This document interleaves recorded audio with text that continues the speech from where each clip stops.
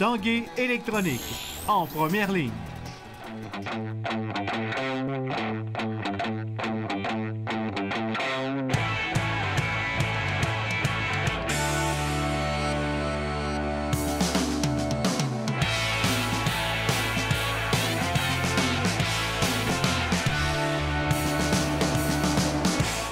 À tous, bon jeudi, bienvenue à l'Esprit sportif. Un peu plus tard dans l'émission, on parlera de basketball collégial et des dynamiques du Cégep de Sainte-Foy. D'abord, parlons de football universitaire et du Rouge et Or qui affronte ce samedi les Carabins sur leur propre terrain à l'Université de Montréal. Un match important.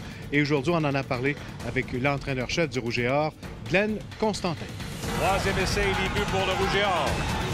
Il essaie de garder le ballon, c'est Hugo Richard. Il y a un Richard qui a été lancé. Richard qui plonge dans la zone des buts. Ça semble être du côté. Les Carabins, on a tenté de voler le compte. Voilà la passe de Hugo Richard et en plonge, est-ce que c'est écarté? Oui! Richard se déplace à sa droite, la pression se met derrière lui. La passe interceptée a été frappée, ça permet l'interception. Richard avec une fin, la passe maintenant, 1 contre 1 et la passe est complétée. Spectaculaire, Tyrone Pierre. Cousineau se déplace à sa droite. Encore une fois, coup de pression de la part du Rouge et Or et on la rejoint, sac du quart. Marc-Antoine Ouellet, tantôt avait réussi un demi-sac et cette fois rejoint Gabriel Cousineau. La remise est bonne et le placement est réussi. 39 berges, Dominique Lévesque à son premier match, victoire du Rouge et Or, 12-9. Constantin, ce match de samedi, il est plus important pour les Carabins ou pour le Rouge et Or? Ben, je pense que c'est certain que c'est important pour les deux équipes. Pour nous, on a une belle opportunité de vraiment prendre une sérieuse option sur le premier rang et le classement final. Donc, c'est important pour nous.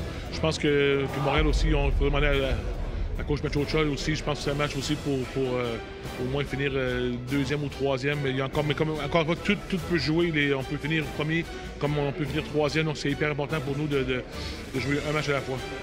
Richard se déplace à sa droite, la pression se met derrière lui, la passe interceptée. Est-ce qu'on s'attend à un match aussi serré que le premier il y a 5 semaines? Je pense que oui. Je pense qu'avec ce qui se passe vraiment, ça fait quand même une couple d'années qu'on rencontre ces équipes-là 3 fois par année. Donc, on commence à se connaître quand même assez bien des deux côtés. Je pense que c'est un match où on doit être efficace sur les 3 phases de jeu, mais surtout, il ne faut pas faire preuve d'indiscipline. Et il ne faut pas ces matchs-là se jouent sur des punitions ou sur des erreurs. Donc, c'est important pour nous de jouer un match quasi parfait. Les deux équipes vont avoir des plans de match pour stopper l'adversaire. Je pense que ça va être un match encore très physique où les joueurs vont jouer fort. Et ça va être certainement un match serré encore. Est-ce que tu sens encore dans le vestiaire, quand arrive un affrontement contre Montréal, un petit quelque chose de spécial?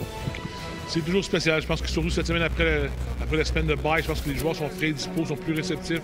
Et je pense qu'on sent l'énergie encore un peu plus que d'habitude. Ton corps arrière, Hugo Richard sera de retour. Ça, c'est un plus pour ce match important? Oui, certain. Je pense que c'est notre leader. Je pense qu'on doit faire chanter à Marc-Antoine Langevin. Il a tenu le fort pendant tout près de 3 matchs où il a fait un très, très bon boulot. Mais notre leader, c'est Hugo. C'est un gars de caractère. Et je pense qu'on a besoin de ce style de joueur-là pour des matchs comme ça. 3 receveurs du côté court, la passe est complétée. On s'attend également à un rôle important pour Dominique Lévesque comme batteur, encore une fois. Oui, je pense qu'avoir un bon duel, c'est deux bons batteurs qui s'affrontent. C'est des matchs où la position de terrain est très, très importante.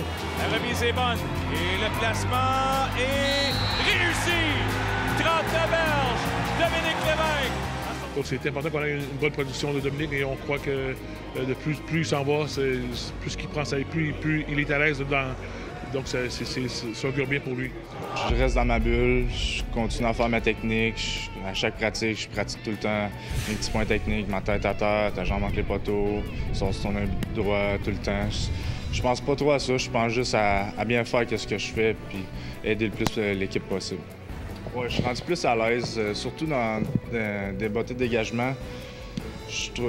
Avant, j'étais stressé, je voulais la placer tout le temps bien, mais là, je me laisse aller, je botte comme que je bottais. Là. Je suis à l'aise, je fais mes affaires.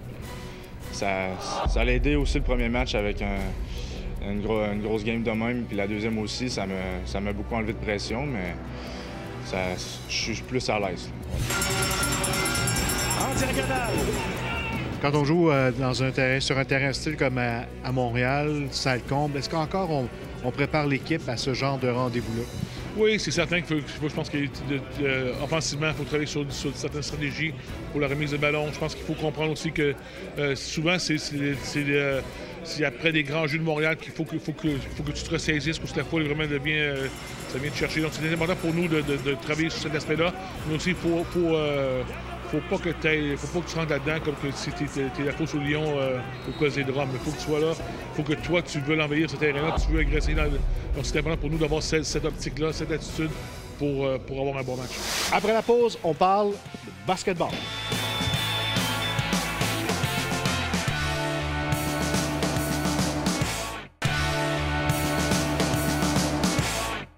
En basketball collégial, c'est ce vendredi en soirée que débute la saison pour les Dynamiques du Cégep de Sainte-Foy. Le reportage de Jean-Michel Bourque.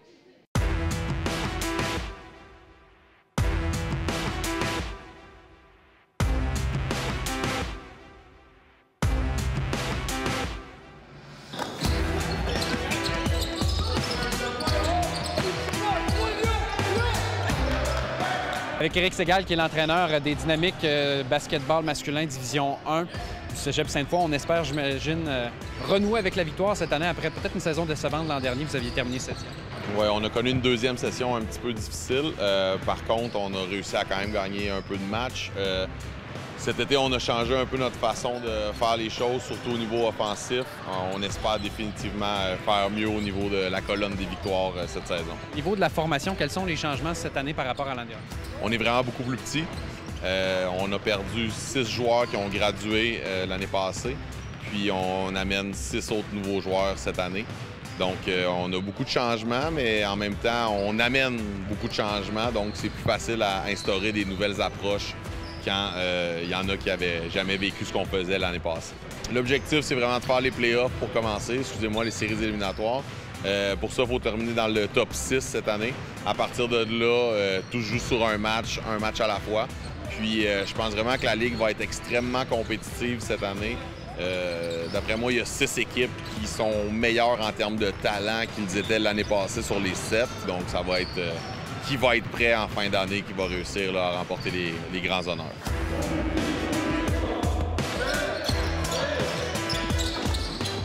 Je trouve que cette année, on a une nouvelle chimie d'équipe, une nouvelle dynamique. Comme mon coach a dit auparavant, on est un petit peu plus petit que l'an passé, mais on court plus vite, puis on a un style de jeu qui est différent, puis je pense qu'on peut bien travailler là-dessus, puis ça va être à notre avantage si on sait bien l'appliquer lors des parties. On est plus petit, mais on a tout changé notre façon de jouer, nos stratégies. Surtout quand le physique change, tu n'as pas le choix de changer de stratégie. Fait que, à date, ça va vraiment bien. C'est vraiment nouveau là, que pour nous, le système de jeu, on joue 5 en périmètre dans le fond. Fait que c'est un gros changement comparé à l'année passée. Mais je pense qu'avec les games hors saison qu'on a faites, on a vraiment évolué dans le système. Puis le processus s'en vient vraiment bien pour avoir une bonne saison. Un tout nouveau gymnase, de toutes nouvelles installations. Qu'est-ce que c'est d'avoir ça comme équipement? J'imagine que ça change la donne aussi un peu. Oui, définitivement. Ça fait du bien. En tout cas, on avait besoin, je pense, un peu de revampage dans notre gymnase. Ils ont fait une super job. Changement de logo aussi un peu là, qui devient un petit peu plus au goût du jour. Ça fait du bien. Ça donne du renouveau dans le cégep. Là. Donc, ça fait du bien pour tout le monde.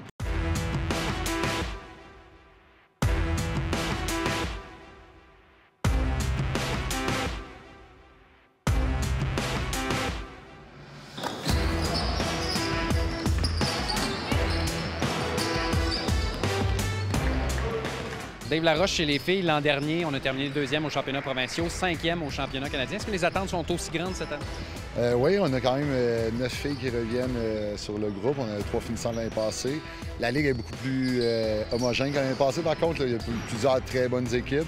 Donc, ça va être une bataille, mais oui, on a encore les mêmes objectifs, là, du moins la finale provinciale, là, de participer à celle-ci. Côté sur le terrain, qu'est-ce que tu penses va faire la différence cette année? Moi, je pense encore une fois que ça va être notre défensive. On est quand même assez athlétique, on met beaucoup de pression sur la balle. Offensivement, on a de la misère présentement à trouver qui va scorer des points pour nous autres. Mais ça, c'est un travail que moi, j'ai à trouver des solutions. Mais défensivement, on a vraiment une belle énergie. Je pense que c'est ça qui va faire la différence.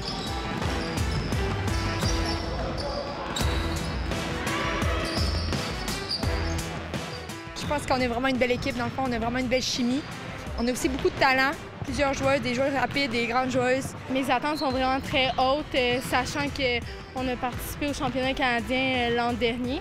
Donc, on aimerait ça que ça se reproduise aussi cette année également.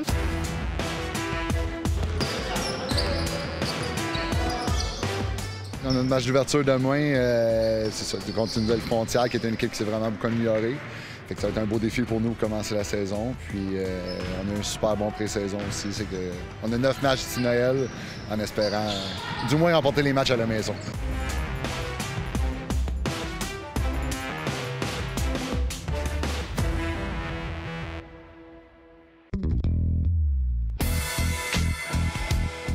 Les Remparts de Québec ont amorcé leur périple en Abitibi en s'inclinant 5-2 aux mains des Foreurs à Val-d'Or.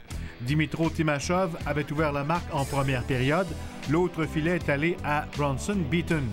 À égalité 2-2 avec 5 minutes à faire au match, les Remparts ont vu les Foreurs exploser avec 3 buts, le dernier étant inscrit dans un filet désert. Le gardien Callum Booth a été bombardé de 42 lancés par les Foreurs, alors que les Remparts ont été limités à 19. La troupe de Philippe Boucher pourra se reprendre contre ces mêmes Foreurs vendredi soir.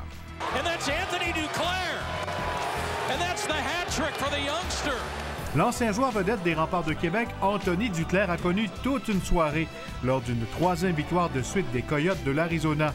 Le joueur québécois a inscrit un tour du chapeau dans une victoire de 4-0 face aux Ducks d'Anaheim. Pour Duclair, il s'agissait de ses premiers buts dans l'uniforme de l'équipe du désert. Voilà qui complète l'Esprit sportif pour ce jeudi. Je vous rappelle que toutes nos émissions sont disponibles sur le site Facebook L'Esprit sportif. Bye bye, à demain.